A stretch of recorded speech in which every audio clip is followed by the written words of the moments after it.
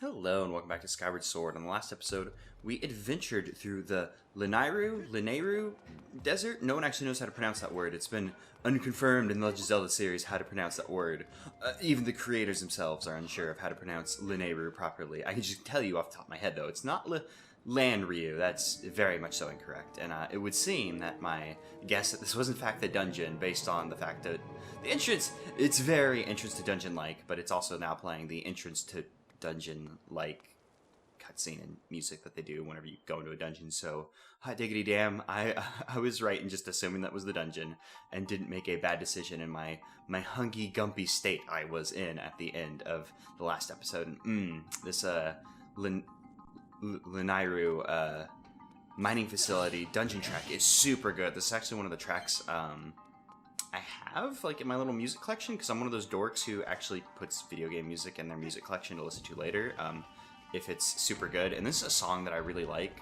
I said it earlier in the LP that I felt like a lot of Skyward Sword's music tracks end up feeling homogenized and kind of like there's not much going on in them. It's not to say that I dislike orchestral music. Some of my best friends are orchestral music, and boy, that you can tell exactly when I thought of that joke, because I laughed and then just totally botched the delivery of it, which is excellent, great way to give a joke, is to think of a funny joke, laugh at it first, and then fail on the delivery of it. That's exactly what you want to do with the joke. But yeah, I don't know, like, I feel like just a lot of the tracks don't live up to, I guess, what they could have been, just because, like, you know, whenever you think of, like, you know, Zelda, you think orchestral music.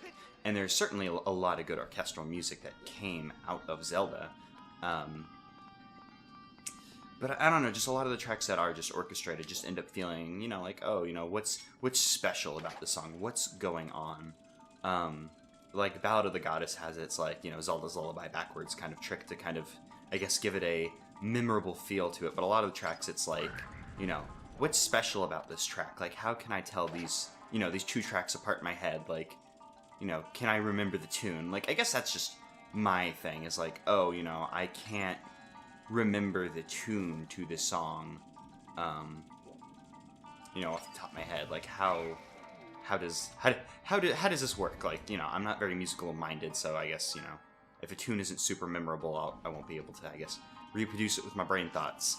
And I saw one of these in the last episode, and I assumed it was something that we couldn't interact with until we got a later item, but seeing this in the dungeon makes me think we can just, yeah, plop. Oh, hey, my phone is not on mute. I should fix that. Stupid work group text that just keeps texting me the same message over and over again. No idea, but sometimes my phone decides that it's like, hey, you wanted to see the same message like 20 times in a row over the course of like several hours, right? That's what people use text messages for?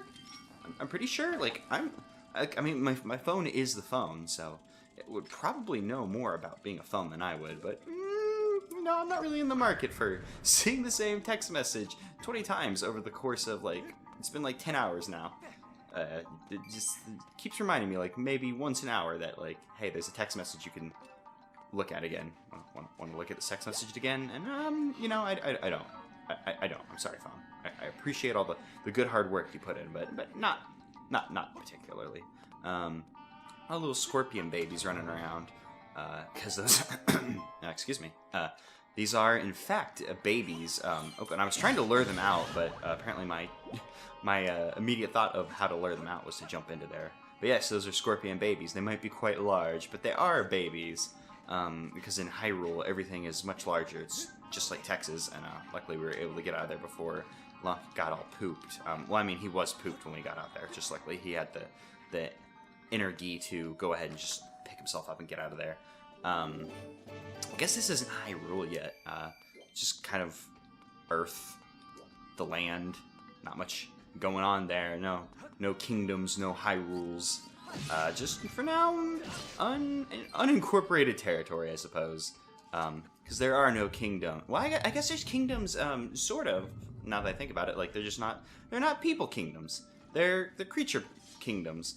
Even though that seems a little weird, like, the phrase people is such an odd thing, because typically, like, you use it to like refer to like humans. It's like, oh, people, and that's something I hate whenever I'll use the phrase people to refer to non-human like entities, and it's like, oh well, they're not people, they're not humans, and it's like that seems kind of unfair. It feels like the phrase people should be extended to, you know, sentient non-humans, which really, you know, in reality doesn't have much of a problem since we don't have those as of yet.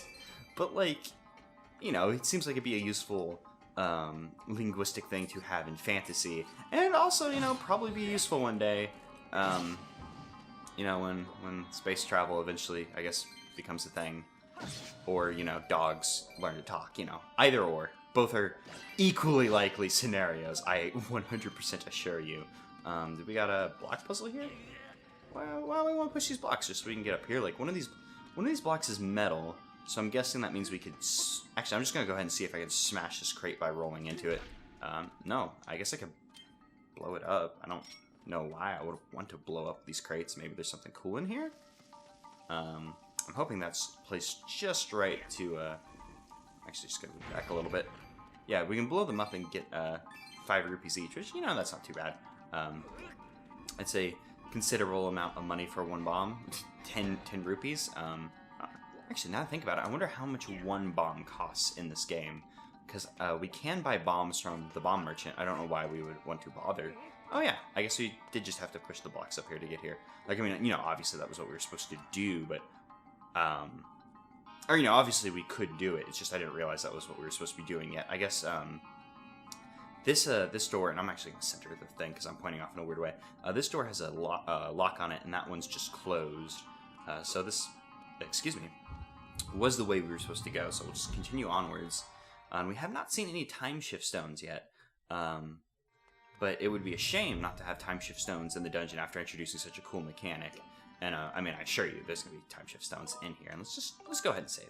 I've told you guys my logic behind this many a times. No reason to go over it again, but I will just in case you forgot. No, not going to go over it again. Boy, I sure am... Oh, hook beetle. I didn't even notice that they called it the hook beetle. It's kind of weird, because it's more of pincers than hooks, if anything. But, hey, I'm not the game. I'm not the game's creator, so if they... I guess decide that it is the hook beetle, more power to them.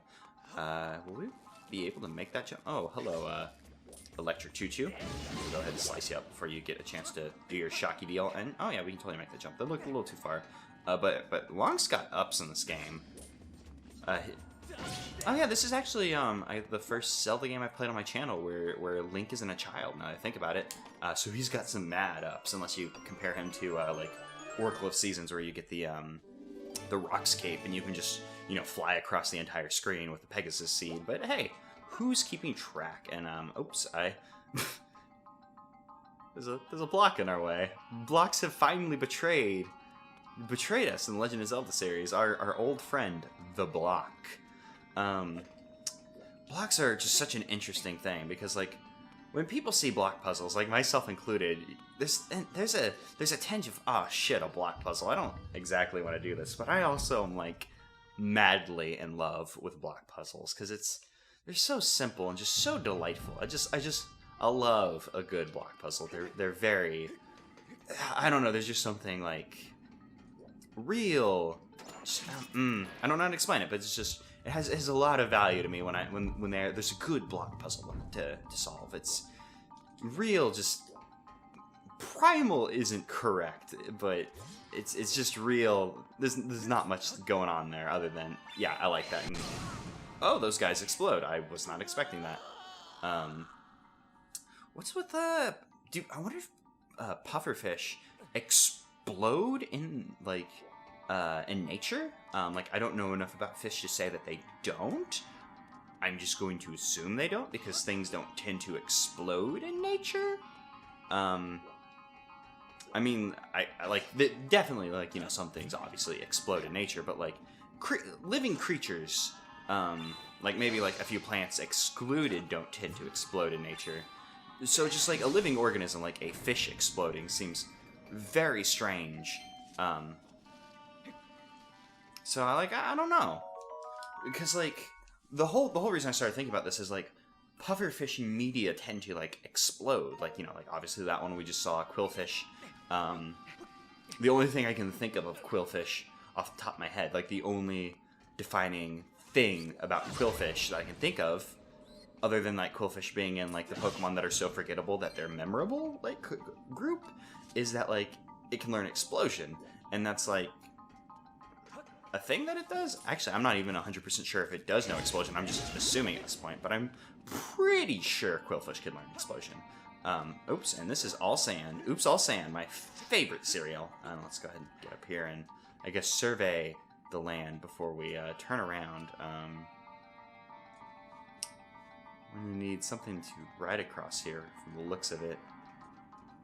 Oh no, there's a bomb. Okay, cool. I was like, shoot, what are we supposed to do here? Because if we don't have anything to ride across the sand on, we're not going to be able to continue onwards from here because that's too far of a run. But luckily there is a bomb here that we can use to blow up that wooden crate in our way.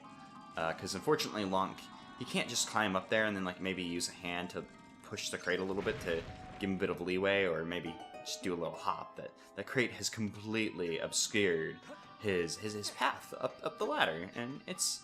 I wonder what happens when you run out of stamina on a ladder. Now I think about it. I'm just gonna end that stupid train of thought because that wasn't going anywhere. Okay, cool. I just wasn't sure if this was a switch that we had to stand on or not. Because we hadn't really seen too many like switches that activate when you stand on.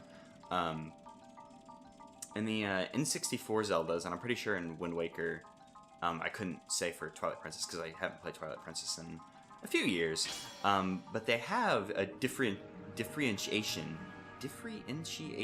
The switches that you can step on and they activate forever, and the ones that you have to stand on, they're different.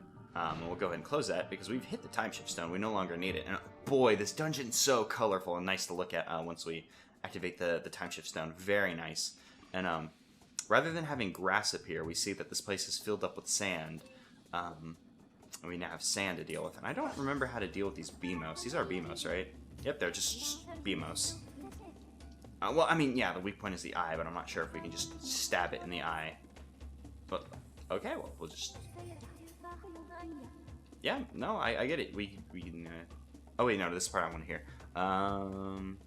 Recommend using a weapon that you can strike at high targets. Conversely, you can lower its head. Okay, well, its eyeball's just out of reach, and we have to find a way to lower it. I suppose maybe we could throw a bomb at it. I wonder if a Skyward strike stab mode will work. Because, like, it'll look at me, and I'll... Oh, I guess we can just beat it up. I wasn't sure, because Beamos tend to be a weird enemy, and oop, this is getting risky. I should just... Yeah, there we go. He stopped attacking. And now that it's on our level, we can stab it if I can get the stab to work. The stab is probably the hardest thing to use in the swordplay, because you gotta make like a poking motion with it, and just sometimes the gyroscope does not want to pick that up. And we'll go ahead and, I guess you can have the first slice, but I'm coming for you, Beamos. There we go. I wonder how much of that's getting picked up in the mic, because I'm just kind of flailing the Wiimote forward, trying to get that stab motion to go off. And as we can see, those like barbed wires have been replaced with electric fences, so we still can't get past those gates. Oops, I did not mean to jump down. I tend to say oops instead of oops, which is also another oopsie, and there's not a crate actually blocking us. So let's go ahead and check out what's going on over here, and please climb up the ladder. Lonk, I'm worried about you. Oh, let's go ahead and, yeah, I'm glad we came up here first so we can go ahead and just hit that switch. That would have sucked had we... Oh, is this going to be timed? This is totally going to be timed, isn't it? I don't hear any TikToks, so I don't think it's timed, but it totally feels like a timed puzzle thing. So we'll be able to run across here. If we walk, we won't make any progress. We got to run to slowly make progress, but luckily there's some stamina fruit that will fall onto the conveyor belt in convenient enough timings. Oh, that worked out super well. Like, I was like, I'm going to make a jump for it, but then fell off. It all worked out, though, in the end. So let's see what's over here. And oh, there's Beamos. Beamos is what over here. I'm super glad that you can just slice them in half, because like I saw that the like electric blue line across their like their tummy, their supporting column, and I was like, I bet I can slice that in half, but I wasn't completely sure. Because Beamos are a weird enemy. Sometimes they're like invincible, sometimes you can kill them. So I wasn't like super sure if we could, but I'm so glad that it's like they just have a line down the middle that's like, yeah, you can cut here if you wanna kill these guys. Very good design. Super into that. Oh, that was just a switch. I was like, have we gone up there yet? But oh man, that looks super nice. Like, I mean, just a lot of color and stuff. So that's something I enjoy about the time shift stones, is we kind of get these like drab environments that's like, yeah, you know, okay, this is kind of like a standard fare. Like, here's the temple, like, kind of some ruins to explore. And oops, I missed that stamina fruit, so we might be in trouble. No, we'll have enough stamina. And worst case scenario, I can start walking for a little bit. It's not like if I walk, we just don't make any progress. We don't actually go backwards, which is nice. I wasn't 100% sure if it would act like that, but luckily it did. And let's go ahead and yeah, I wanted to cut it before it had a chance to attack, and luckily that worked out well. And I love the little signs of the robots, like, hey, you can grab onto this. It's super cute. Also, I looked into it between episodes, and aside from robots or like ancient, oops, that wasn't what I wanted to do. You know, I'm just gonna chill next to the spike because we don't really need to run, especially if I'm just gonna throw myself into spikes. I looked into the robots, and there is no official name beyond robot or ancient robot, other than like their serial number of like LD301 or whatever it was. Maybe it was 302. Maybe it was just 300. Who knows? Who can even remember what happened in the last episode? I sure can't. My memory has been clouded by all the time I spent in the stone cache, which, you know, by saying that obviously means that I do remember what's happened there, but that's not the point I was trying to make. There is no official name beyond the LD301 serial number, which is both a shame and also neat, because it's like, yeah, they're robots. They, you know, have serial numbers, but, you know, on top of serial numbers, robots tend to, like, give them, like, not code names as much, but, like, kind of like a model name, like, oh, it's the LD301, or the helpful cute boys in the case of the robots that we've been seeing. And oh, there's spikes that come out here and poke. Like, this looks like storage, so I'm not sure how useful integrating spikes that... Okay. Oh, cool, it killed that scorpion baby. That was awesome. Actually, I'm going to go ahead and have Fi read off what those scorpions' names are, because they might not be scorpions. They might be like Scorpos or some Legend of Zelda bullshit. Araka. I'm not sure if scorpions are arachnids, so that might not be the best name. And yep, just like I said, larva. That's what I said, baby. Yes, we've killed 21 of them because they're fucking babies, Fi. They're not that hard to kill. Monk can just smash through, like, you know, fauna babies or fauna larva in seconds. I think I said farner, which is very much incorrect. I'm kind of interested in why there's so many spikes through here. Is this just so they can create a maze you can go through? Yeah, I'm guessing the spikes are just to facilitate a maze-like structure in this room, so they didn't just have to put blocks in your way, although blocks would have, I guess, thematically made more sense than the spikes, because I can't... Oh, we're getting all these jelly blobs. That's good.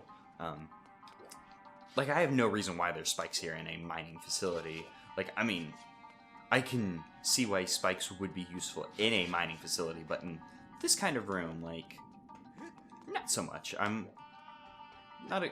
Like it's obviously a gameplay conceit. I was just trying to figure out the, you know, in-world reasoning behind having these spikes here, and I suppose we just have to run across here, so I guess the spikes were more so to stop you from running across the bottom, rather than to create a maze to traverse through on the bottom. And God, I don't like that these have D-pads on the top, because they make me think I should be able to move them, and I don't think we ever get the ability to move them.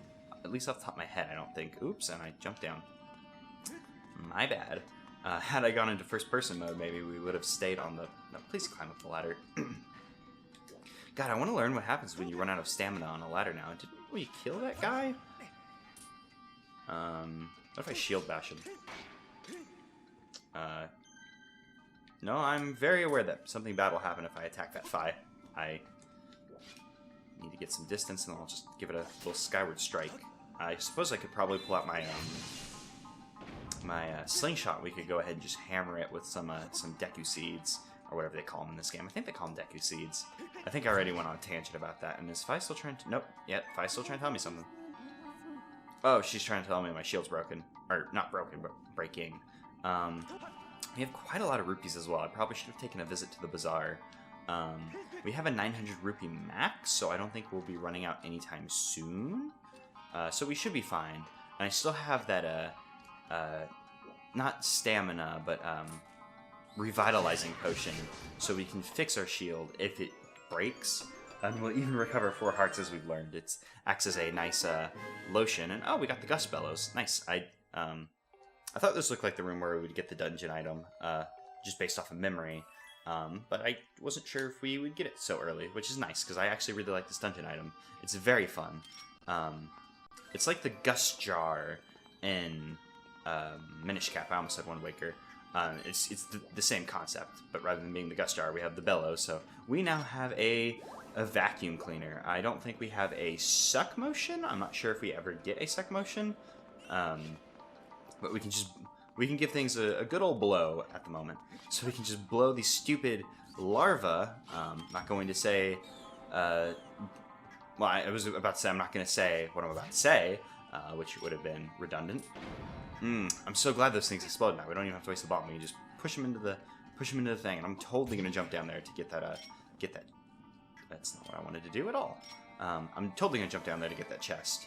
Because I'm a sucker for get the chest. Oh, and we've knocked all the babies down here. This was poorly executed on my part. Luckily, we were able to slash that baby through the treasure chest, though, so no harm done.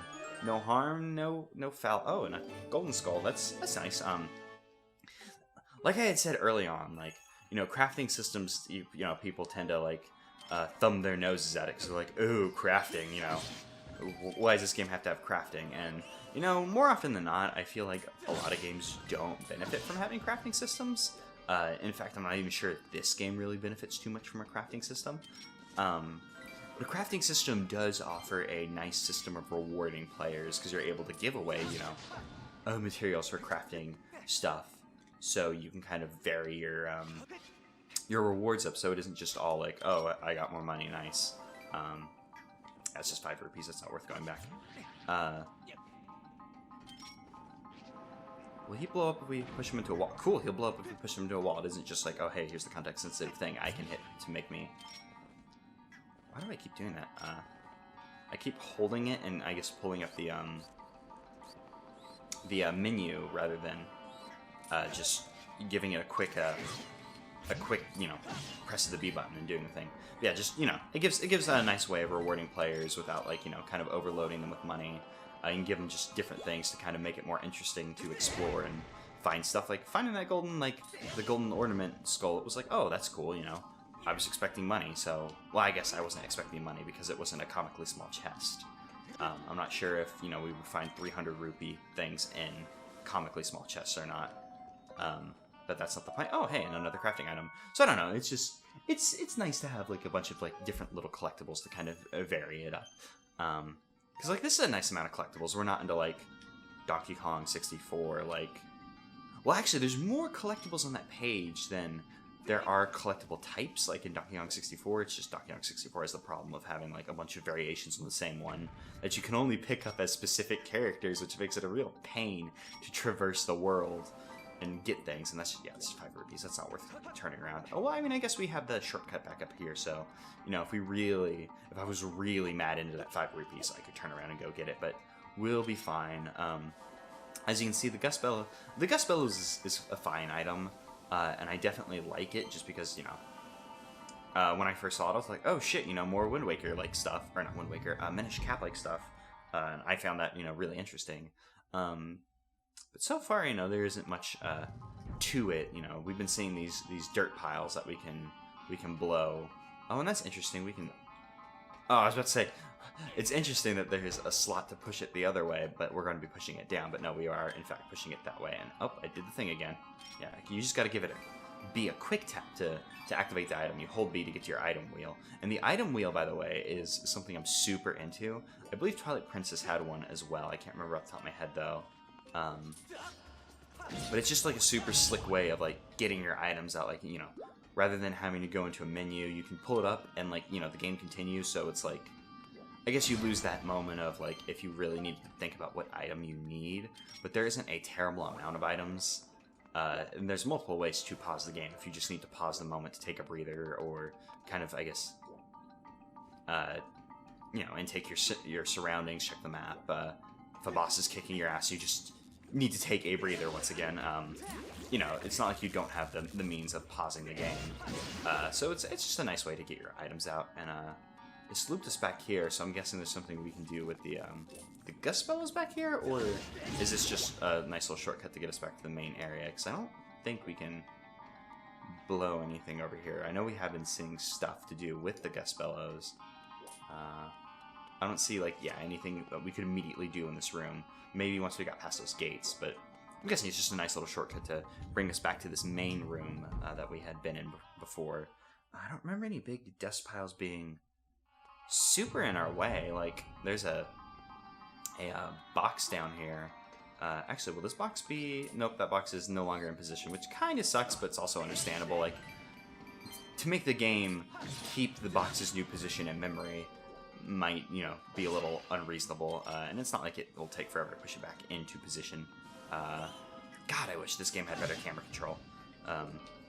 That's one thing I'm excited for. Well, I'm excited for a lot of shit in Breath of the Wild, obviously, because I'm a big, you know, Zelda sheep. Not even a fan at this point, Zelda sheep. I lamented not being able to get a master copy of a Breath of the Wild, so I mean, Zelda sheep is very applicable. I don't really remember where I was going with that. Oh yes, Breath of the Wild will probably have camera control. I'm like 99% sure it does, but like, man, I can't wait to control a camera. I love to have my finger on the camera stick and make the camera go the way I want to, instead of hitting Z to kind of just make it go behind me, as I do here. God, Link in this game ends up looking like a total dork because of the fucking motion controls, because you can just walk around like, I'm ready for anything, and you just hold the sword at weird angles just as you go. It's very good. Like, they did a good job making him look like he's not a total dork for doing that, but he's a total dork for doing that. It's very good. I'm super into that. And hey, no, I want you to kind of go away. I do not want a quillfish in my way. And actually, I wonder what the enemy is called. What are you called, quillfish? A Froak. Wasn't expecting Froak. Yep, it has spikes, it explodes, I get it.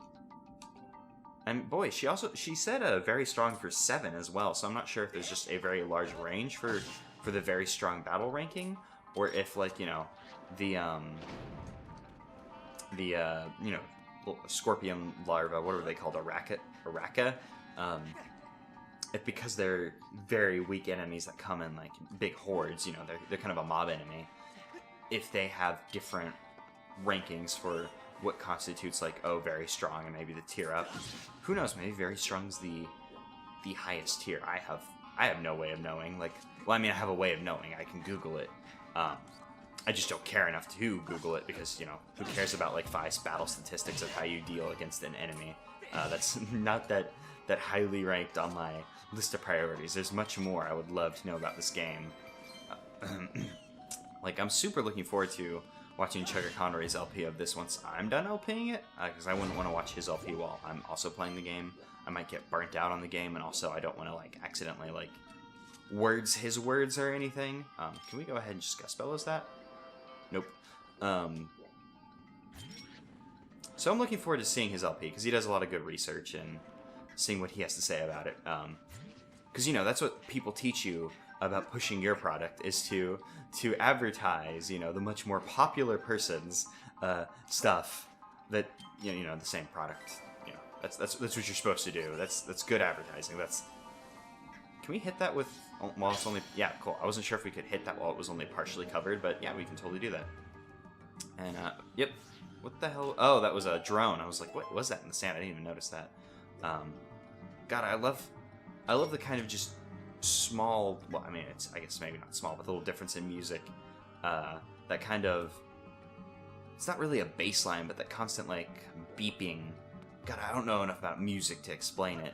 But the main beeping that's going on in the song that like kind of takes a backseat to the other part of the track whenever you're in the past, and it becomes a little bit more whimsical and magical. It's very cool. We have these platforms that move based on how you hit them with the wind. There were very similar things in please come back here. In Wind Waker, oh shoot, what's that? The forest? Forbidden Forest? Does that have a different name? Or is it just Forbidden Forest? Oh, well that, oh, hey, please, center, Wiimote. That got out of hand very quickly. Can we not open this? Because it was starting to open. Oh, I just had to hold the button. I thought it was going into a you made it in cutscene, but we have to just continue blowing it until it's done. I would really like this to come back. You have to hit it at the right angle to make it do its thing, because I want that chest over there, but fortunately it does not seem to be in the cards, because it's now just out of my range and I have no way of bringing it back, because we don't have a suck mechanic, and even if we did, we're not, like, it's not hitting it, because we just have to hit it from, you know, a different angle, like, or at least I assume that it works that way, that yeah, if we hit it at a different angle we can push and pull this platform, but it's out of my range, so we might have to. Oh, is that a moving? Oh, that's a moving Beamos. I'm not sure if the other Beamos could move and I just didn't notice, or if this is in fact a different form of Beamos. Very interesting though. Yeah, hopefully we can hit that platform once we kind of make our way around, because I would very much like what's in that chest. I'm assuming it's just a crafting material, so it won't be the end of the world if we don't get it. I mean, I guess it could be. Well, actually, shoot, it could be the map. We haven't received. Oh, hey, that's a missile. Can we push that back? I should probably pull out my my slingshot. I should probably pull out my slingshot to fight this thing, but I'm instead gonna try and Skyward. Yeah, let's get the slingshot out. Oh, it has little mini drones. Go away. Oh man, these have like a nice little like this game has like, you know, the Zelda like, oh, you've entered a battle song that's been in the game since like Ocarina of Time. But when those drones got close, they went into like a little had a nice little beeping to them. Can we blow up the missile before it? Nope, that's not what we're supposed to be doing. Oh, we can bounce the missile back with our shield. That's what we're supposed to be doing. Man, of course he had to make, you know, more mini drones, which I mean they're not hard to kill, but it's like, you know, they're just that little more inconvenient. I love the little like beeping noise that these robots make. I'm always into like, you know, kind of little extra, not fanfare as much. Oh, that's not what I meant to do. My shield totally ate that. There we go. Yep, that's how we fight this guy. We just, oh boy, he's making more. That sucks. Because I'm guessing he needs new two hits. Like once we hit him a second time, I'm guessing he'll be dead. Because if he's a rule of 3, that'll be unfortunate for just a normal enemy, especially since, you know, the next hit would. Oh man, he dropped a lot of money, and that all went straight into the pit. That sucked. Yeah, that would have sucked if he was a rule of 3 enemy, just because, you know, he's a basic ass enemy to take so many hits. That'd be lame. Let's go ahead and just reposition ourselves. Could we reposition ourselves on that other platform and I just didn't notice? I hope that wasn't the case, because then I'll feel really dumb. Oh, there we go. I have to hit it from this way to make it go. I think I was doing that before. Maybe I just had the angle wrong. Who even knows? But yes, now we can still not make it up there, actually. Because there's no ladder. So we have no means of getting back up there yet at the moment. Yeah, and it doesn't loop back around. Are we in range of... Hey, I don't want to hit you. Are we close enough to hit that guy from here? I don't think... Oh, that worked out well.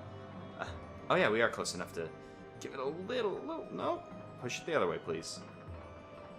Okay, cool. Maybe that pushed that back into range for us to deal with on the other side. And that is just slightly out of our jumping range. Either that or maybe our angle was wrong. Wait, why did it? I'm not sure why it worked us up here. I'm glad it did, because this is where I wanted to be, ultimately. And which way do I got pushed? Okay, cool, we got pushed this way.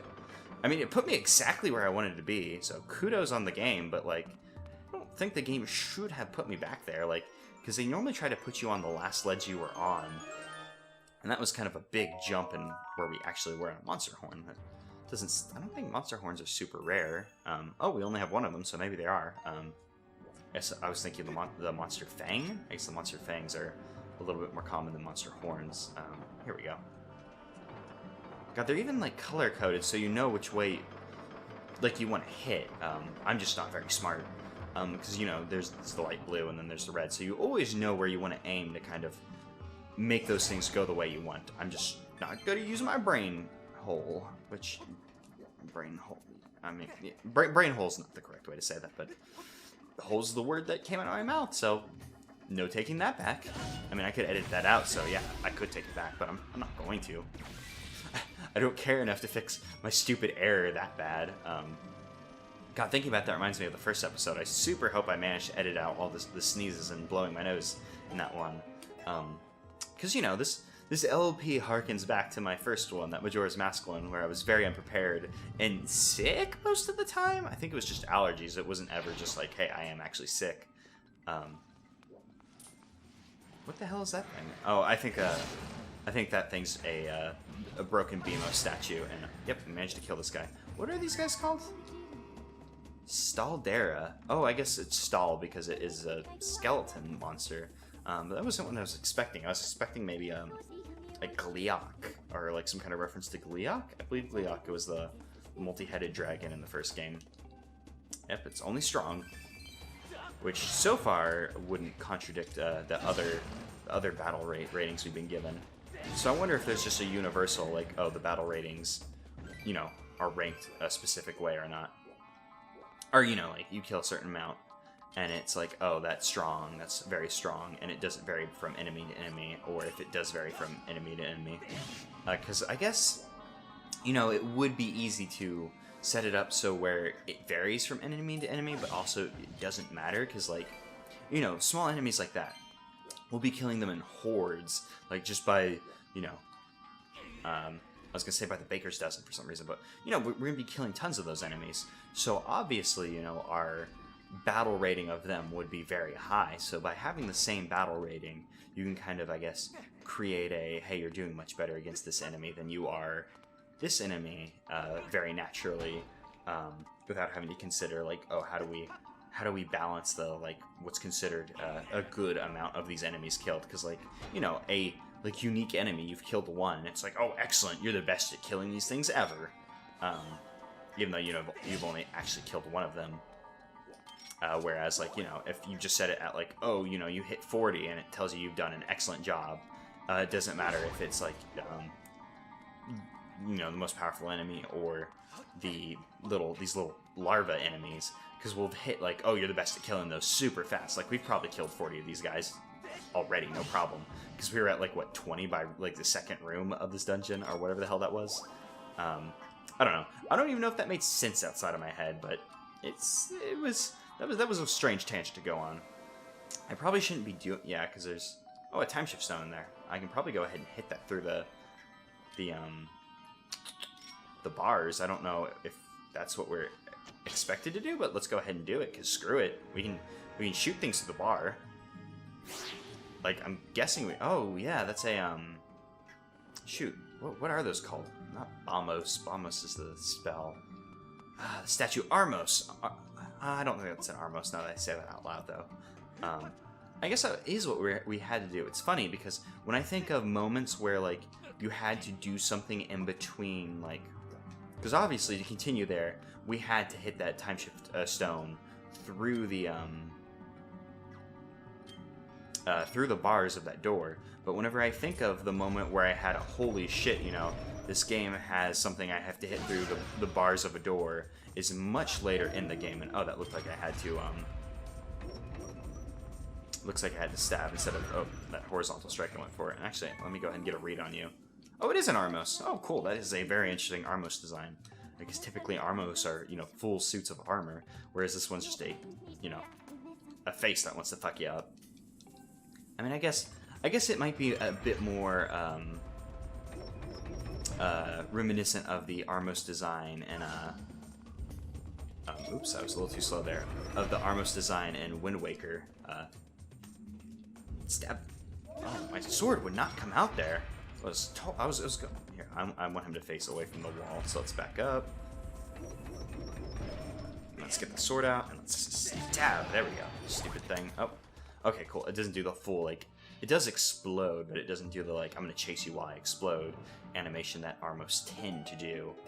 I wonder if that explosion would have hurt me or not. Why is my Wiimote shaking? I guess it was just shaking because of all the doors opening and stuff. It's kind of interesting. It was funny. I was when I was testing the recordings for this, and we actually haven't gotten a map. So, yep, there we go. I was just thinking, like, hey, we haven't gotten a map yet, and it seems like we're pretty far into the dungeon. Oh, does this dungeon not have a second floor? Oh, it's kind of interesting. None of the dungeons thus far have had a second floor, I don't think. It's kind of weird. Yeah, I was just thinking, like, oh, we haven't gotten the dungeon map. It seems like we've been getting the dungeon map pretty late in the dungeons. Because normally when I think dungeon map, that's like one of the first things I think that you're supposed to get in a dungeon. So maybe they're just trying to subvert that Zelda on us. Who knows? But yeah, I wonder if the exploding animation of the Armos actually hurts us or not. Oh, that's not the thought I was just thinking. I'm stupid. When I was... Is this the room that we came... Did we come in through this room? Or is this just the other side of a room we've already been in? I can't even remember. I think this is a room that we came through, because I think we were trying to get behind the... I think we were trying to get behind the arm... Yeah, obviously we're trying to get behind the Armos. Duh, I'm dumb. For some reason I was like, oh, you know, we came in through that door, but no, the Armos was blocking the door, so we have to go this way. Oh, the music, like, faded out, and I was like, oh, is there, like, a mini-boss or something? But no, it was just... I had to load the area up again and just restarted the music. When I was testing the recording for this... it was really funny, testing and recording. When I was testing, like, you know, the game to see if it would work and emulate properly, it was funny because, like, I kept the Wiimote down on the, the table I'm using as a desk at the moment. And the Wiimote kept shaking because of, like, the opening cutscenes and stuff. And my friends were very concerned because I was in Discord at the moment. They're like, Zach, what the hell is that noise? Because the Wiimote just kept vibrating and I didn't even, like... think about it, because I'm a big old dummy who doesn't think about things being on my desk causing trouble for recordings, I say as I pick up my water. That actually, I had my big water mug on my bench that I'm using as a chair at the moment, so it wouldn't cause problems with the recording. And we're on this side, but I'm not sure how that benefits us at the moment. Because I don't think we can run that far. Is there a time shift stone we could hit? Because if we could hit a time shift stone, that'd be perfect. But I don't think there's a time shift stone just sitting out and about. Because if there was, we could have hit it and maybe made some progress in this area. Yeah, like that, that dirt pile, you know, obviously had, well, not obviously, but, you know, I would think that big dirt pile probably has the time shift stone in it, but we can't clear out the... Oh, and our... Yeah, I'm just gonna go ahead and just end the beetle rather than continue that charade. The facade was the word I was looking for, not charade. I mean, I guess both are appropriate, maybe not. Who knows? I'm not even gonna worry about the linguistics, because that's not what I'm good at. It is known that I am not good with the English language, or any other language at that fact. You know, the English language is the language I'm best at, and still not good at it. But yeah, the beetle was running out, so it was just easier to just call it there rather than trying to make it all the way over to the spoon. God, I hope they're spoons, because that's what I think their name is. And I don't think we can make this run. I think that's way too far. Yeah, we're already almost out of energy. I think even if I doled out my energy a little more conservatively, I don't think we would be able to make that run. But I'm going to try it regardless. So we'll run a little, we'll walk a little, we'll run a little, we'll walk a little, we'll run a little, we'll walk a little. Yeah, we made it about as far, so it doesn't matter if you dole out your energy like that. You'll probably always make it to about the same direction. And I just had a moment of horror. I looked to the side on my second monitor and I was like, oh my god, do I have the recording going? But yes, the recording is going. So what is the point of coming over here? So we've made it over here. Are we just supposed to loop back to the main area again? Because I don't see any point in looping back to the main area, because what have we gotten? Because we went, yeah, because we got the Gus Bellows in this room, we looped back around here, we came through here, went through this area, we got the treasure chest there, and we haven't missed any treasure chests that are marked off on our map. Oh! What's this? It's showing that there's a pathway that we can cross. Can we put beacons in? No, you can't put beacons in dungeon, which is lame. But that's interesting. There's a pathway here that we can walk on, just like in the outside area. I guess you were supposed to figure out, oh hey, you know, that oh, where's the pathway? I lost the pathway. I guess you're supposed to figure out, oh hey, you know, there's a big thing of impassable sand. There's probably a pathway there. I wonder how many people figure that out on their own, because, you know, I kind of accidentally blundered into that by checking the map. There wasn't any thought of, oh, I wonder where the pathway is. That was just an accident. I noticed it was there.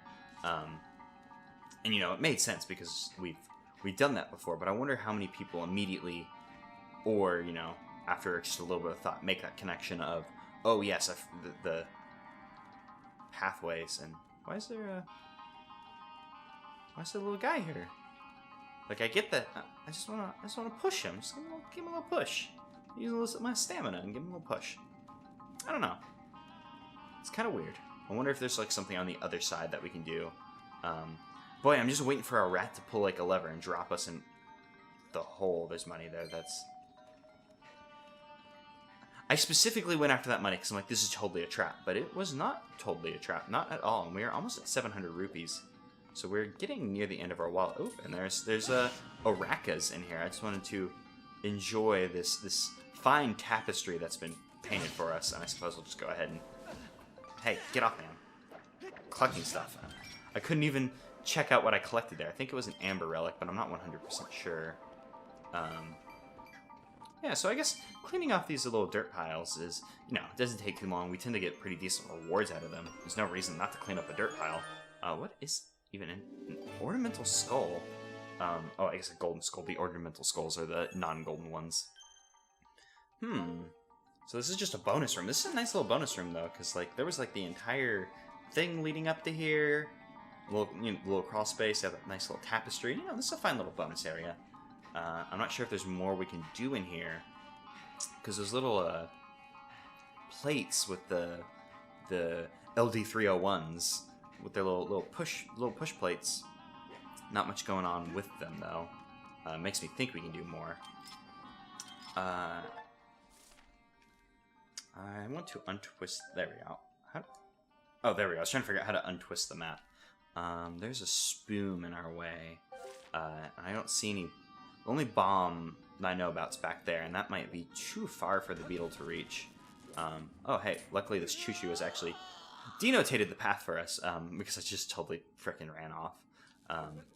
So thanks, choo-choo. That was very helpful for you, because I couldn't really tell where the turn was, but you've very easily marked it off for us, so I probably should have just attacked. I thought he would take a little bit longer.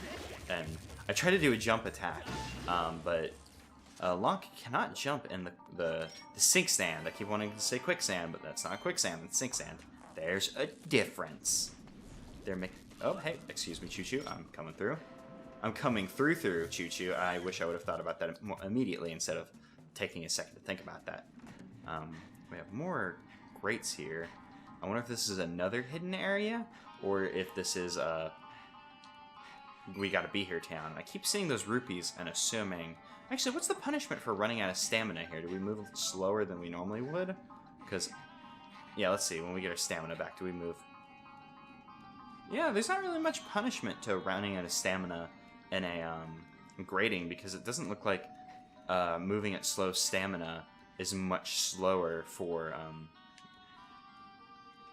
much slower than your normal move speed. So no reason to not just go to town on your stamina. And I'm not sure if there were... Actually, I'm gonna check my map real quick. I have to keep... Oh, hey, look, we can see the way through there. Okay, so yeah, we saw the entire room. We didn't miss anything major. I probably could have jumped over there. Oh, yeah, this is a big room of sand we can clear off. Very nice. Nice physics on the sand. I say that, but I guess we'll get to see how nice it is. It disappears pretty suddenly, but this was made on the Wii, so it's, you know, probably pretty decent. I don't know how, like, I honestly don't know how hard that stuff is to render. It's very impressive for me, I guess, because, like, you know, when I was a kid, like, shit like this, like, On the N64, forget about it. This shit wouldn't have worked. I mean, there's probably a few games on the N64 that do stuff like this.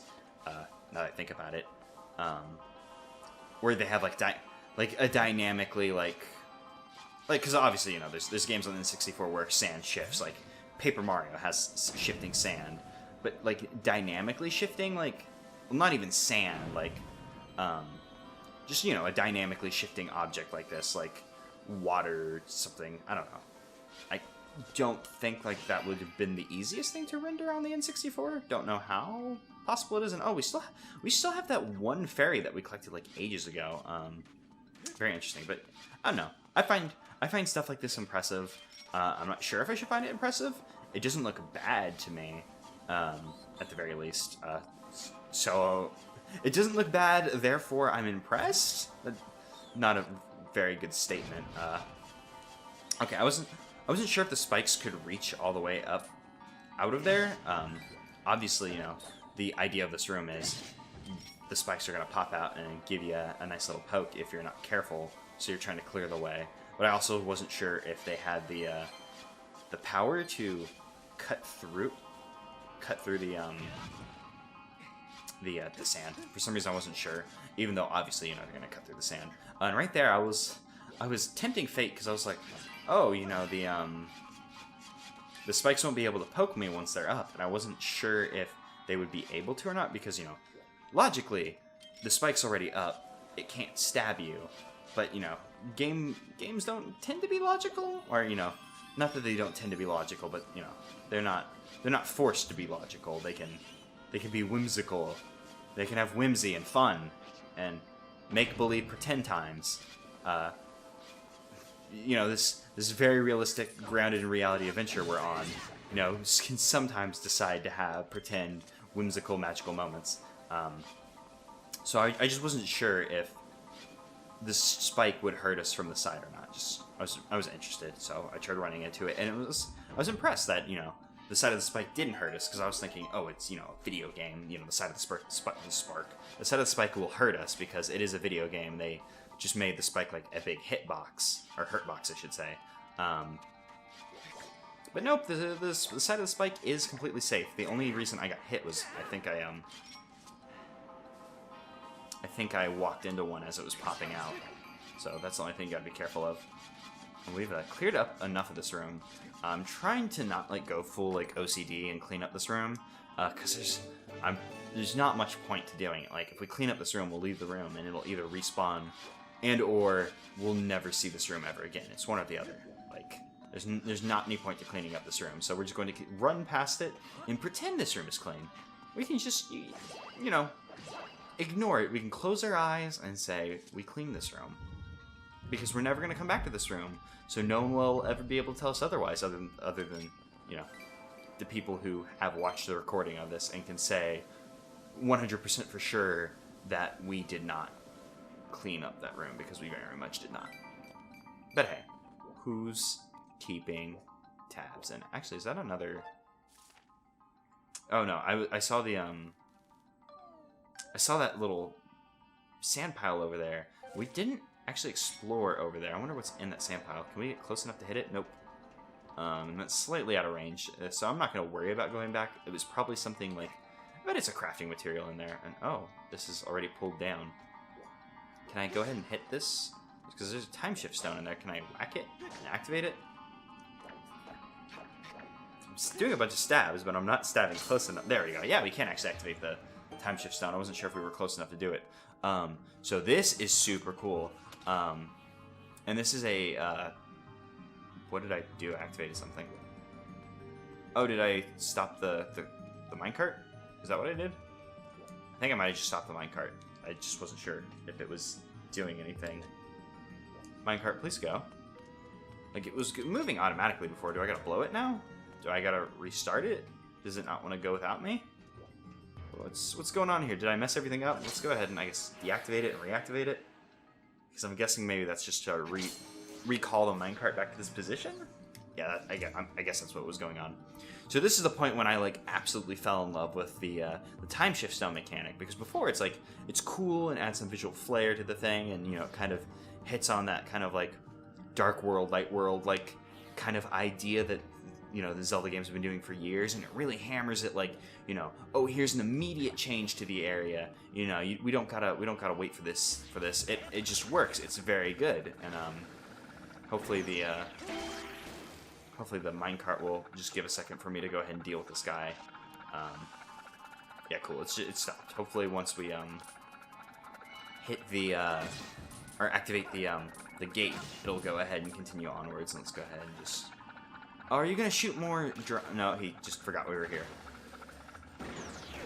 Oh, I didn't shake it fast enough. Oh, please don't make more drones. Just keep shooting me. Keep shooting me, my dude. I get him eventually. And I am playing with fire. Man, it produced a ton of cash again, but all of it but this fell into the void. That sucked. Oh, I guess there's 2 rupees over here. I feel so blessed. Thank you for this gifts. For the gifts I have received. Of 2, count them, 2 whole rupees. Boy. Oh, and that's a big blob. The big blob is eating me. Oh, and he has electrified himself before I could get the counterattack. What a tricky boy. Oh, and he's once again electrified himself before I could get off the counterattack. That didn't work out as well as I wanted it to, but we won in the end. We're able to come over here and get nothing for our troubles, but interact with a save point, which isn't as interesting as that one save point where the Earth Temple, where we had to backtrack and there were moblins. I thought that was a very interesting save point because it's, you know, you don't tend to see puzzles like that for just save points. And what's going on here? Just to recall the minecart. I suppose we're probably not supposed to be doing this yet because we still have this other minecart we can deal with. Actually, what is over there on the map? Wait, another save point? I'm guessing this is an exit for another room we'll be going into. I'm gonna continue onwards with this minecart before we worry about what's going on over there. As who knows, maybe we could skip out on something, but maybe we need a key or whatever. Who knows? We'll just continue to follow this minecart. But yeah, I think this is super cool. This is the part where I was like, oh man, the time shift mechanic is super cool because it's like I wasn't anticipating for the game to like have a moving time shift stone where things change, like because there tends to be like a cutscene when you use the time shift stones. So the fact that they just start using them like dynamically, where like the position is shifting, like this is super cool. I'm very much like this mechanic. I say as I cannot stab a stupid BMO, so I'll take that 5 rupees. Why not? So we're starting to head back to the gate that we saw previously. I'm not sure if we can fight. Actually, I'm pretty sure we could fight these VMOs if I got a good lock on them, because I could, yeah, slice them that way, but that's not really the most efficient way to do that. We don't really need to kill them. We can just use this minecart for cover and just let them do their stupid beam. I mean, they'll just die once the time shift stone gets out of their vicinity, or if I turn it off. But if I turned it off, then the floor that I'm on would disappear, and then that'd be bad times. We create a nice little shortcut back over here as well.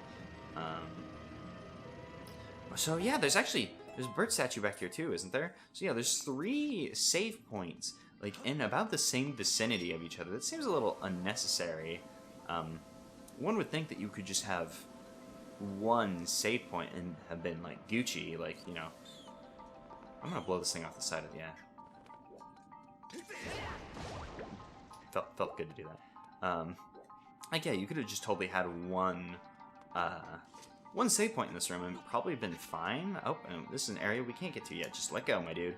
Don't have to bother climbing down, so it's just easier to just slide. Please do the stab. I wonder how. I'm actually gonna. Okay, I wanted to take a look at the audio to see if me just smacking the Wiimote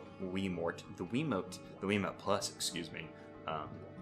The Wiimote like forward, like was picking up on the mic, because I am definitely slapping this table with the cord for the nunchuck. And I'm not sure if this is a. Damn it! I was trying to get like underneath him before he could do his stupid thing. Let's go ahead and give him a stab. Give him a stab. There we go. Almost didn't work. That doesn't open the door, but we've killed the Beamos. Gave us something to do while we were waiting for this guy to go. And speaking of how this guy goes, will this be in range? This looks like it's just going to be slightly out of range. Actually, maybe once it gets closer, it activates. Yeah, there we go. Once it got closer, it activated.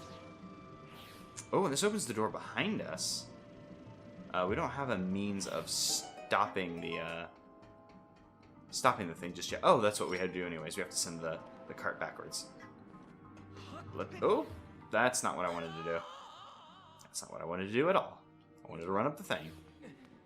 But we have to send the cart back. Will the cart just go back, or do I gotta... Because, yeah, we can't pull this. It needs to go back up. So do we just gotta shut it off, turn it back on? Can I give it a vertical strike, or do I got to stab? Man, what's with all this? This area keeps making me do the stab. Oh, that's interesting. The dust came back whenever it went to the past. Because it had time to, or went back to the future, I suppose. Because despite this looking more futuristic, this is technically the past. Actually, did they ever say specifically that time shift crystals go back? Yeah, they did. I'm crazy. So yes, this, despite being more futuristic, is in fact the past, and we can go ahead and make that jump. We don't need to wait for the crystal to come back. Yeah, the moving time shift stones are super cool, and I think the time shift stones are a very interesting mechanic that they build up over the course of the game. And that is a broken ladder that we will not be able to use. Oh, I remember this room. This room's fun. Do these jet streams? Yep, they turn off. I wasn't sure if they would turn off or not. The Araka were trying to jump off the thing to get to us, but unfortunately. Okay, I wasn't sure if just holding on use stamina or not. Actually, does just holding on use stamina? Yeah, it's depleting very slowly, but it is depleting. I just wasn't sure. And do we just gotta go up? Because I think, yeah, there we go. That's where we're supposed to go. I couldn't see the way out of there, so I just figured if we ran around, we would eventually find it. Oh, there's some bomb skip ball things. We'll go ahead and just play a little game of hoops. I'm not sure if we could continue onwards the other way, but hey, we haven't used our bombs in a while. Why not? Well, I was gonna say we've mostly been using the bombs with the beetle, but we actually haven't used the beetle in just a little while since we've got the Gus Bellows. We've been doing Gus Bellows stuff, and ow, I just cracked my ankle, and it hurt a little. It normally doesn't hurt when I crack things like that, but whatever. Who cares? I'm fine. Didn't hurt that bad. I just felt the need to mention it since the audio probably picked it up.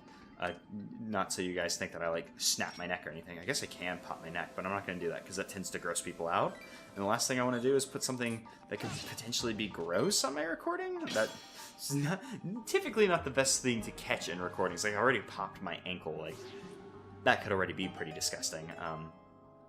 These time shift stones in the dungeon have a wide range of effect. We can go down, but I'm not sure if there's much point in going down, because once we got down there, we couldn't go up. The spider webs are gone, and I like that the ladder, I might have accidentally called those stairs earlier. In fact, I might have been calling those ladders stairs every single time. That's a mistake I make a lot. I refer to ladders as stairs, and I have no idea why I do it. Just my stupid mouth fails me, just like this stupid Wiimote fails me doing the stab motion. I probably shouldn't run so close to the pit, but yeah, I should have probably done that closer to the wall, but I didn't trust myself being close to the thing where the bad stuff came out. So I instead took my chances with the hole that could have potentially launched me down to the bottom. I would have had to climb back up, and that would have sucked. I mean, I guess it wouldn't have been that bad, but it would have sucked. Is there something nice for us down there?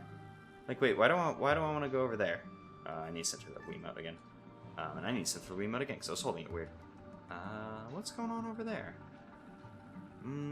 Yeah, I'll go over there before we go down, since we have this way open. I'm guessing maybe there'll be something we'll get over there before we, that we'll need for later. No, that's out of my range, so let's just keep going. Nope, I want to go that way. Please continue going that way, yeah. Like, there's a, oh, that's already down, so, I wonder what that activates. Oh, that calls the thing over. Yeah, because that's nice that they have little levers that call them back, just in case you need them. Why do they have these? Man, I feel like there's something up with these, because they keep having these little, like, push things going on, and I don't really want to bother with, well, he's probably just going to keep attacking me. So I'm probably going to have to fight him whether I want to or not. There we go. As long as I get my timing right on that. Our shield should be fine. Our shield is just barely hanging on there. What a trooper. I may have to use my revitalizing potion before you fight the boss. Just in case, so my shield doesn't break mid-boss. Because if my shield broke mid-boss, I doubt I would be able to use the potion properly. In fact, let's just go ahead and just use the potion while this guy's trying to figure out what he wants to do. Oh, and I died. Because I was trying to, like, back up while doing that. And I didn't expect Long to just kind of run backwards. I kind of expected him to, Oh, see? It's a super good thing that I used that because my shield would have broken. I don't know if, we can fix broken shields or if we fix almost broken shields. I'm not sure if there's a distinction there. Because I don't think I've ever had a shield break in this game. I can't think of it off the top of my head. So even if we wasted a little bit of our potion, I'm glad that I did it and it gave me a, like, you did it, Jingle, and I don't know why. Was there a reason why letting that one down was better than this one, or was it just being real patronizing? Okay, I get it. Well, I mean, I was starting to understand it before it came down, but the reason why they have these plates here is probably some order. So we got a 30. No, it's not 32. Is number 1. We have 31 is number 2. Actually, is 32 is number 1 correct? 32 is number 1. No, it's 23 is number 1. That's what it is. Trying to remember that stupid Deku, not Deku Baba, Deku Scrub like saying from Ocarina of Time. 23 is number 1. I'm very certain it's 23 is number 1, and we don't have this guy yet, so we need to continue onwards. Wait, is it giving us the... What was the number again? Assuming that we want to do it from 1, 2, 3, it is... 31 is number 2. Why didn't they do 23 as number 1? Why wouldn't they do that? Maybe... And I want to get out of here before we just kill ourselves on that. I'll go ahead and deal with this roaming Beamos before we continue onwards. Boy, I'm about to just get my shit wrecked. Oh, cool. I was so certain I saw the second that the Beamos beam come out that was going to get the chance to attack us before I was able to make my way completely over there, but that worked out well in our favor. I'm so glad you can just slice these stupid barrels apart. Wait, why would I want to come over? Oh, there's a ladder. I was like, why would I ever want to come over here? There's nothing. Oh, shortcut. Darn. That's fine. We're not too worried about not being able to climb up ladders immediately. It doesn't tend to be our... Oh, this sucks. I was about to say this sucks, but we can very easily just let go of the run button and wait for the steam to be done.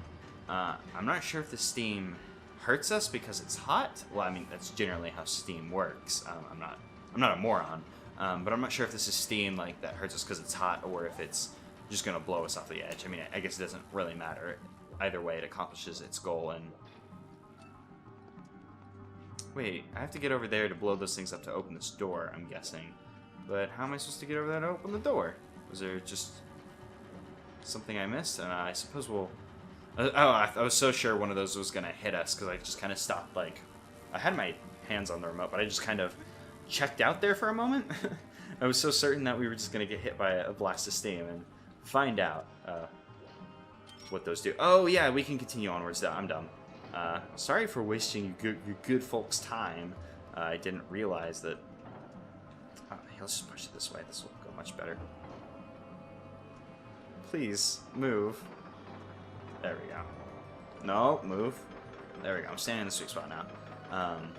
There we go. We don't need to move it all the way. I didn't even consider to push this thing back, even though we had already done this before, where we need to reposition it to make it go where we want. Please come this way. No, I want you to go the other way. There we go. Just gotta push it in the way we want. That makes a lot of sense, but for some reason my stupid noodle brain doesn't function properly. That's fine. Well, if we eventually get these platforms going the way we want. I seem to remember Geop having trouble with the wind, like, pushy puzzles in his Wind Waker LP, so I probably shouldn't feel too bad about, you know, kind of failing to grasp which way I need to point the wind to make it go. Either that or, you know, this is a simple concept that both he and I fail at.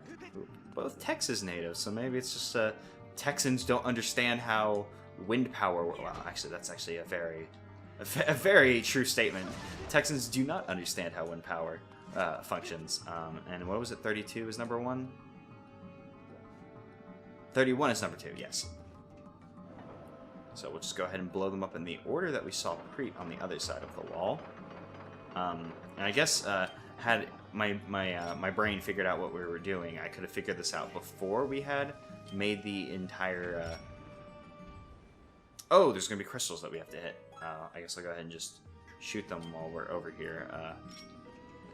I could walk over there and hit it with our sword, but we'll just go ahead. We'll go ahead and do the slingshot for now. Might go ahead and just sword the other one, so we don't have to switch between Gus Bellow's bomb, slingshot. Also, because I think we're running out of slingshot ammunition. We'll go ahead and push just a little bit farther. Whatever. I was gonna push a little bit farther so we wouldn't have to pull out the Gus Bellows in between the two, but I'm not sold on my ability to make the bombskit ball team. And please put that away so we can just get there. Oh wait, no, that's not the one we want to hit. I was just getting into the groove of I gotta hit the damn things. There we go. And now we have a convenient way back and forth between. Oh, actually, this doesn't go all the way over there. What was I thinking? I was thinking, yeah, you know, this thing will take us all the way back to the other side. Not that we want to go to the other side, but it would be convenient if we ever desired it. So yes, 31 is number 2. Please hit the thing. There we go. And I cannot make that jump. Oh, that was about the worst thing that could have happened. Luckily, we have opened the shortcut. We can pull the switch and the thing will come back. So it's not the worst thing that's ever happened in our lives.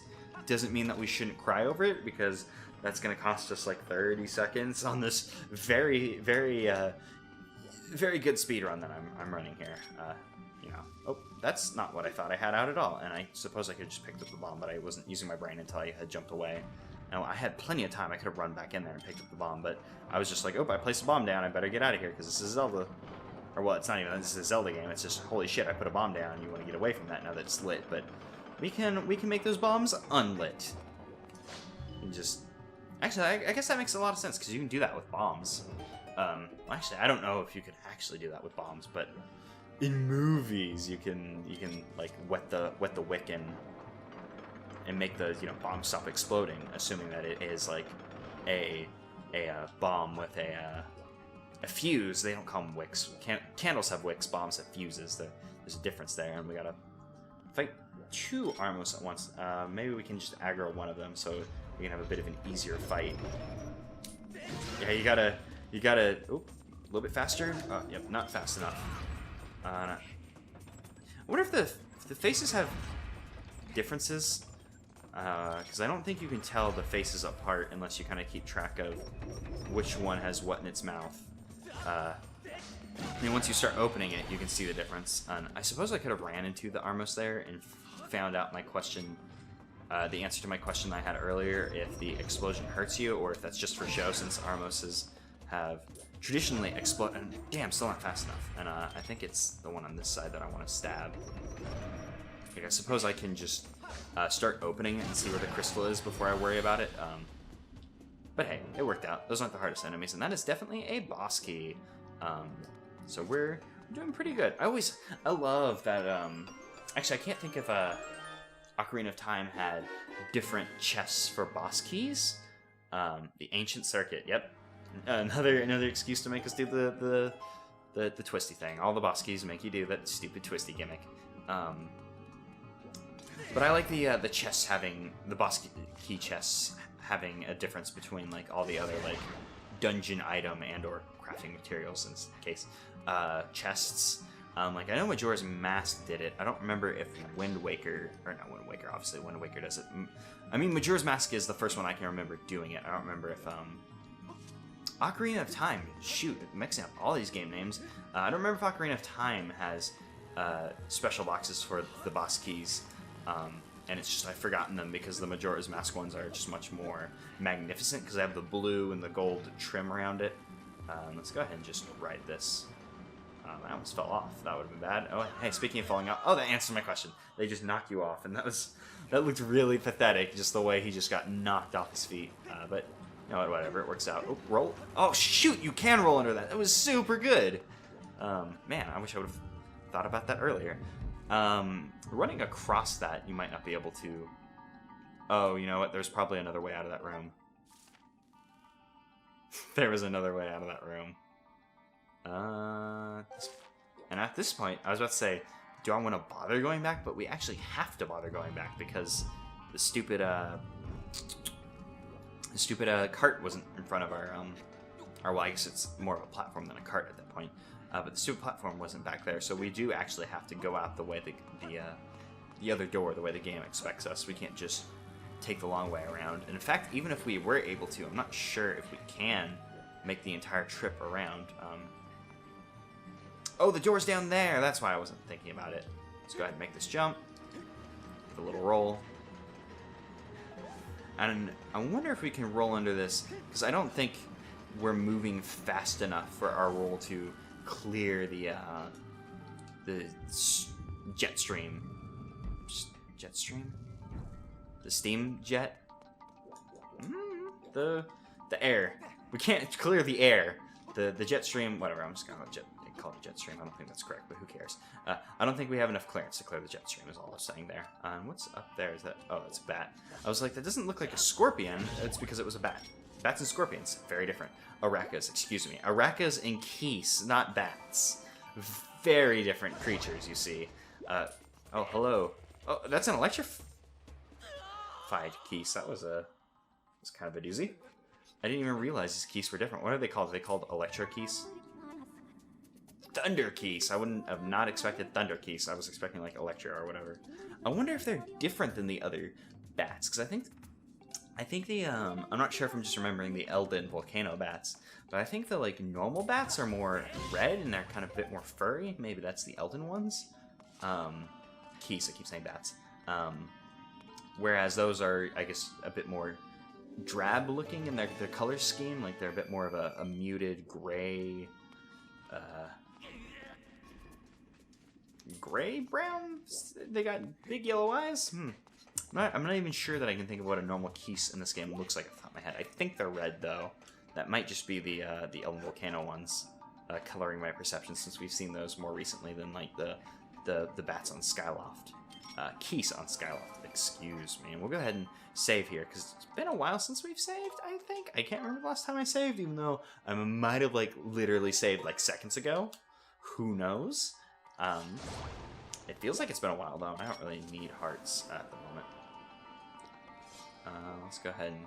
Oh, this is kind of a nice little puzzle that they got for us here, because now we got to combine the two things that we've been doing with this dungeon. And please activate. So we got to use the minecart, which will activate and let us do the thing in combination with this little platform. And I'm just going to continue onwards. I think we can clear it before the steam catches... Oh, we were out of the steam territory. Yeah, because we had to use that... We can only use the the wind platform whenever it was in the effect of the timeshift stone, excuse me. In addition, we had to use the minecart to block the wind. And what do you got to say, Fi? That this is a boss door and we got to put the boss key in? Is that what you got to say? Because, I mean... I can't deny that it is, in fact, a great door. Only one? Mm-hmm. Yeah. It's a good door. You need a good thing to open it. I'm not really mad about that one, because that one's just kind of dopey. Like, hey, it's a good door. You need a good thing to open. Oh, and I think we got it already. Please twist. There we go. Going. Oh no, that's too long. I got to flip it the other way. Oh my god, you can... Oh, actually, it's not correct how I'm moving the Wiimote. Oh, and that's not right either. Yeah, I don't know. These make me feel like a moron, because they're not that hard, but you just gotta kind of see how the shape looks when you twist it around. Was this the way I had it before? Yeah, that's not the right way. Oop, please keep twisting. I think this is right. Yeah, there we go. That's correct. No, please go in there. Whew, boy. Those make me feel really dumb, because it's just like... Oh, God. I gotta figure out how the shape looks spatially, and, you know, whatever. Resident Evil 7 has puzzles like those, but you don't have to twist a Wiimote to figure it out. Well, I guess you might have to twist the VR things if you play it in VR. I don't know how Resident Evil 7 plays in VR. I don't think anyone knows how Resident Evil 7 plays in VR. It's a very Captain Toad-like puzzle as well to kind of have to shift something around and think about how something spatially works. But Captain Toad does that game. Oh my god, Captain Toad's such a good game. Love Captain Toad. I wish I had a means of recording Wii U stuff, because hot damn, I would love to LP Captain Toad. That game's super good. But let's talk about this game that we're playing, because this game's also super good. I low-key might like Captain Toad more than this game, though. Just throwing that out there, because Captain Toad is probably my favorite Wii U game. But yes, we have the 1,000-year arachnid, even though I don't think this thing is an arachnid. Moldark? Is that what your name was? Moldark?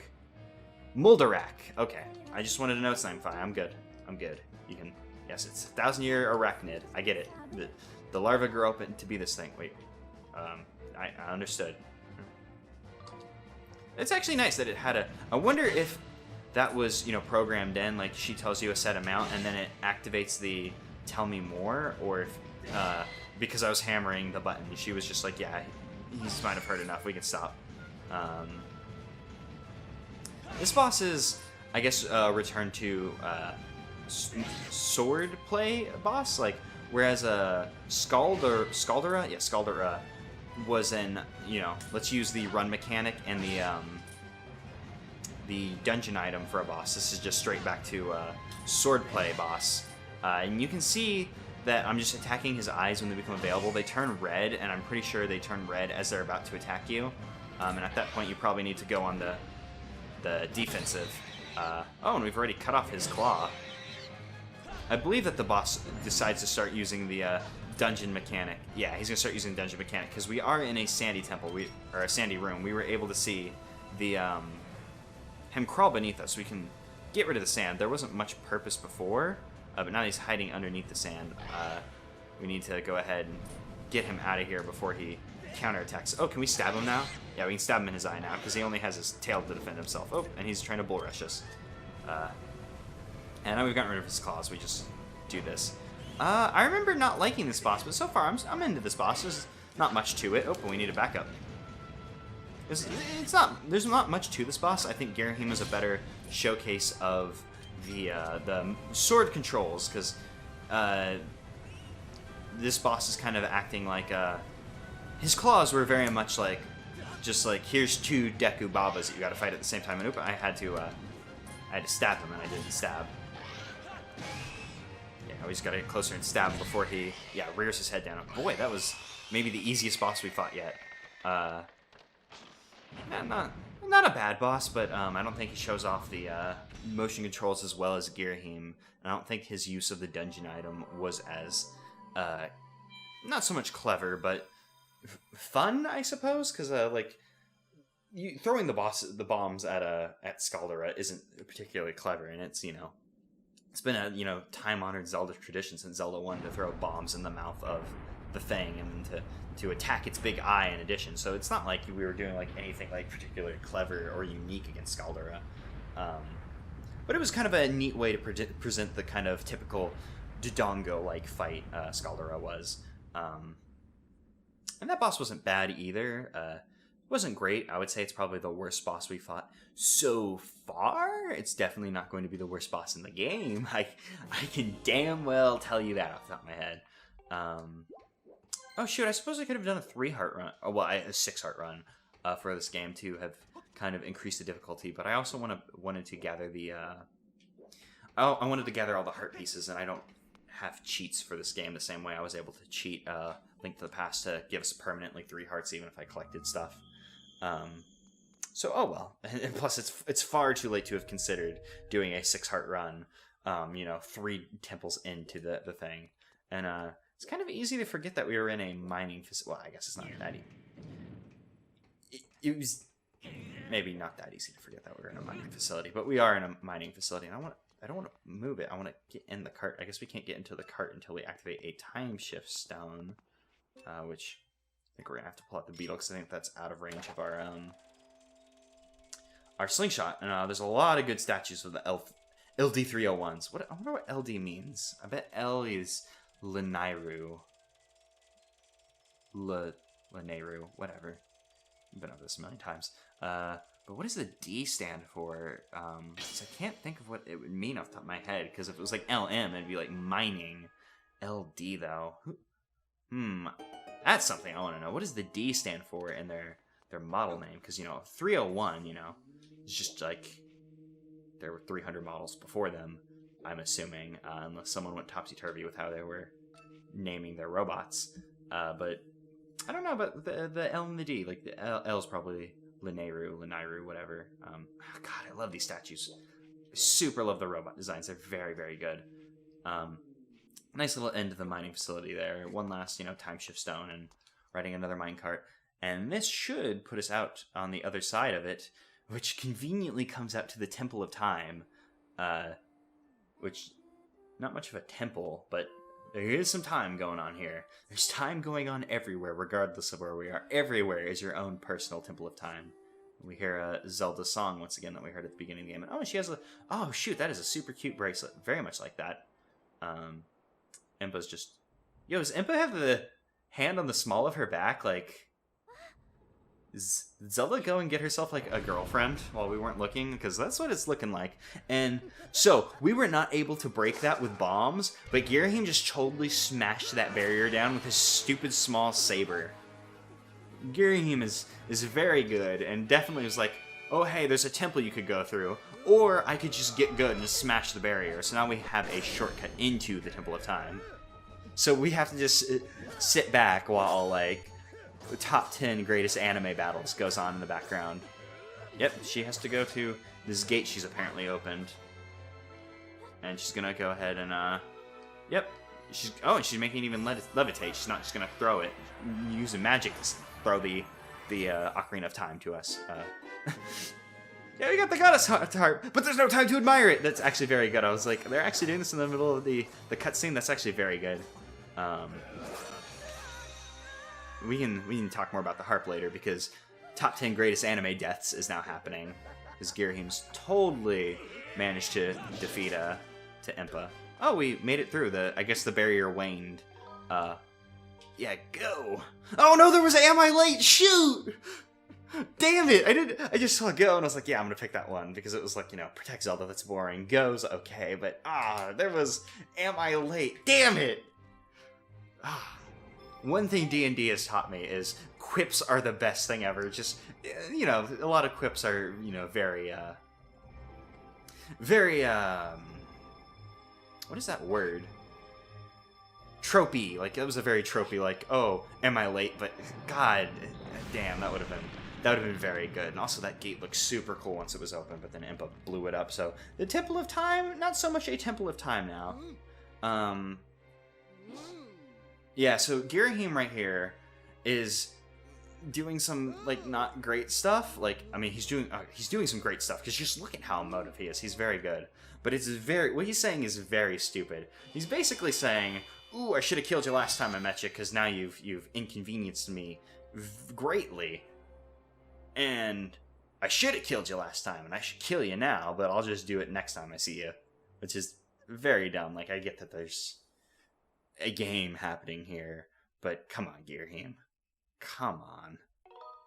Like, I guess, I mean, at least, we didn't have to fight Girahim for a second time already, because, they could have not had the boss at the end of that temple, and then we could have come out here. Girahim could have gotten pissed at us, and then we fought Girahim instead. Although that could have been interested, because we'd be fighting Girahim in a arena that's not, like, your typical, like, oh, here's, a boss arena. We would have yep, we can no longer search with her dowsing ability. I like how we got a kind of, like, a little jingle of, like, we got something, but we actually, I think, lost the ability to douse for her, which is interesting. And there's 5 rupees up there, and there's another 5 rupees, so we could fire off the beetle once and get 10 rupees, but I'm not too concerned with that. What I am concerned with is, yeah, Amber Relic. The good stuff. Oh, a bug. Even better. It's an ant, so I don't care too much, but hey, we'll go ahead and catch it, because we may need these one day. I don't know if we need them for anything other than potions, but I mean, if we ever wanted to make a badass potion, I guess it'd be nice to have them. Wait, hold up. I'm gonna go back to that bug menu, because... Oh, it's I gotta press 1. I keep pushing the wrong one. Didn't we get a beetle at some point? Oh, we got a rhino, a stag beetle. I think those are called. Oh, sky stag beetle. No, those are stag beetles. I guess rhino beetle is correct. Skyloft mantis, Farron grasshopper, which I've totally killed. Deku hornet. Oh yeah, we could have caught the bees. I forgot about that. I mean, of course, it's a Zelda game. You can catch a bee in a bug net. Oh, yo! We finished that temple with 840 rupees. We have, like, the perfect... well, not the perfect amount, but, you know... Hold up. It's about to switch items, but there's a bug to catch. Where are you, bug? Oh, it must be on the other side of the wall. It's tough, you know, being the guy who wants to catch bugs, even though he's not sure if he needs them. And, yo, Gorok is just... Oh, God, I hope your name is Gorok, because that's what I remember. Yeah, we made it inside. Why didn't you tell me, bud? Aw. Okay, I was like, did Girahim just smash through it with him standing here? And was he just watching top 10 anime battles while, like, just from there? But he tried to go home, and he tried to go home, heard the noise, came back. I'm gonna go ahead and catch it, or try and catch that cicada, I should say. Hey. Stop that. Busy over here. Got a bug to catch. Or should I say I bugged it? Probably not catch, because I'm probably going to mess this up. We're close enough, and swish. Boom. Got ourselves a sand cicada. God, I hope I'm saying that name. Oh, hey, and it gave us a little bit of a... Gave us flavor text on the bug. I thought it was, I couldn't read it fast enough before I realized that it wasn't just, you've caught a bug. This is a bug. That's good. Let's go ahead and head to the sky. We could stop playing here, and I should probably stop staring at my recording screen instead of the game screen. But let's go ahead and, I guess, move the plot along a little bit. I think that's what we should be doing now. Because at one point, like, when we beat the Farron, what was it called? The Skyview Temple, I think we went and did some side questing afterwards, or we might have done side questing before we went to Elden Volcano. I can't remember. Actually, shoot, should we go? No, I'm not gonna go to I was gonna go and, like, move the plot along, but I think we'll actually be roped into some, like, serious cutscene time if we do that. So I'm actually just gonna go ahead and fly back to Skyloft. Maybe exercise our purchasing power while we're over there. And oops, I've started pointing the Wiimote in a weird way, and my stupid bird is, like, really whoops, I pushed down on the Wiimote to try and center it, forgetting that was the jump off my fucking bird button. So yeah, we'll just go ahead and exercise our purchasing power right now, because I don't think we're going to want to go move the plot along, because I think some serious shit goes down if we do. And this episode's been going on for a while as is, so we should probably not do that. Have they updated their stock? Nope, they have no shields yet. Oh wait, why do you want to talk? Is it because I used a potion? Oh, she made a new potion. Oh, the stamina potion. Did she not have stamina potion before, or is she just... Yeah, did she not have stamina potion before, or... God, like, I can't say that I don't think that potion wasn't there before, because I honestly can't remember well enough to say it wasn't, but I'm pretty sure she had that stamina potion before, so I'm not sure if that was a, hey, I got something new, here's stamina potion, or if she's just saying, hey, idiot, buy some of my stamina potion, because honestly, it could have gone either way. Damn it, I was going to feel super slick if I could have hit that bell with that first shot. Go ahead and spend some rupees.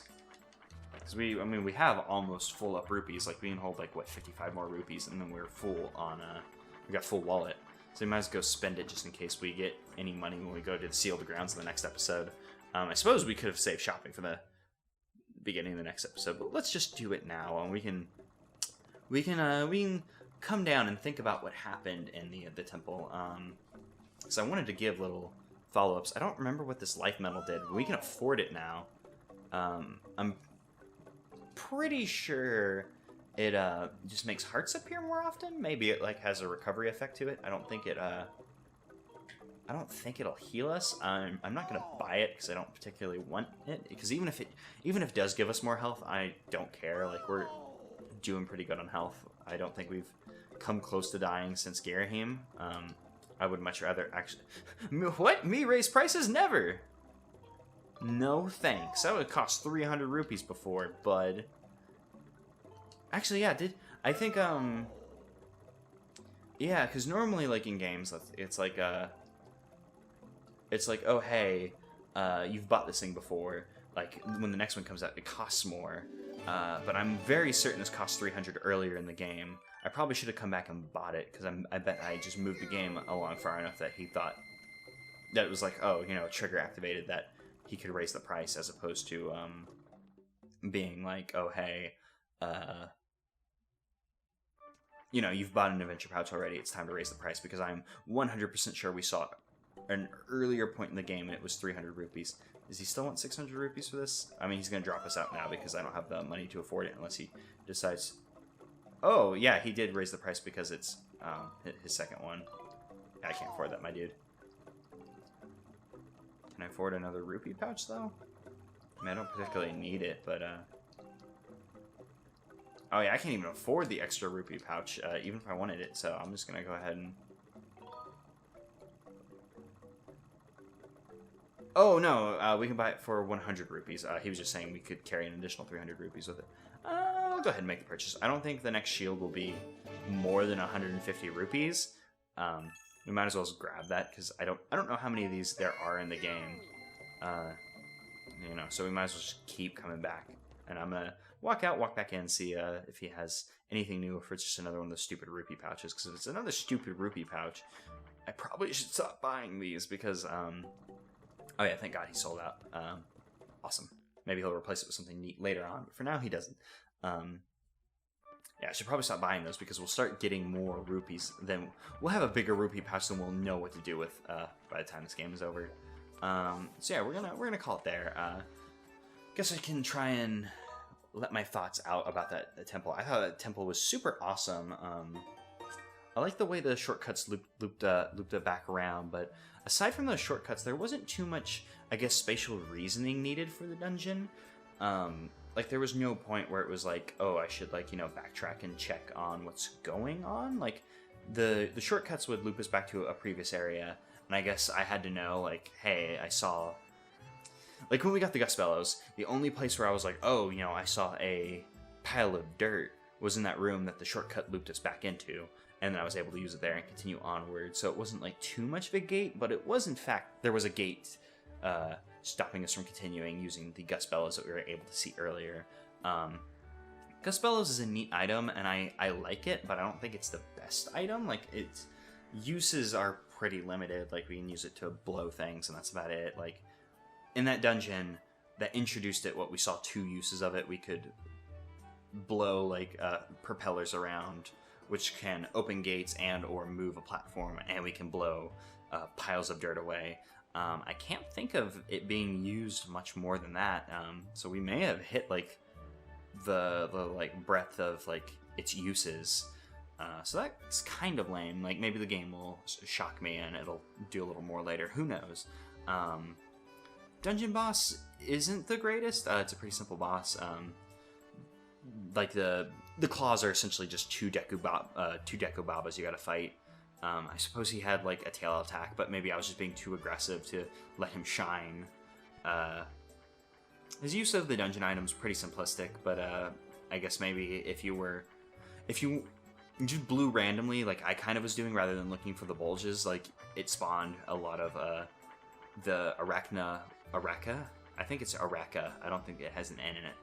Araka larva. So I guess if you're just blowing randomly, you'll end up encountering a lot of enemies. So maybe it had a bit more depth than I was considering. I just didn't consider the Arakas to be a punishment just because they're so easy to dispatch. So the boss isn't that bad. I remember that boss being a little worse than it actually was, so that was pleasantly surprising. Overall, I enjoy the dungeon. I think the time shift stones are a very good mechanic, and on future visits to Lanayru, like I said, no one even knows how to pronounce that. It's unpronounceable Eldritch tongue word. Eldritch tongue word, I suppose I could just say Eldritch word. You know, time shift stones are cool, so we go back, they'll build on it even more. So that's it for this episode. Next time we'll go see what's Crackalackin in the Sealed Grounds, because apparently we were supposed to go there. We also got that Goddess Harp, but we can harp on the harp later. I've already made the joke, I'm pretty sure. So I will see you guys next time for that thing. Sealed Grounds.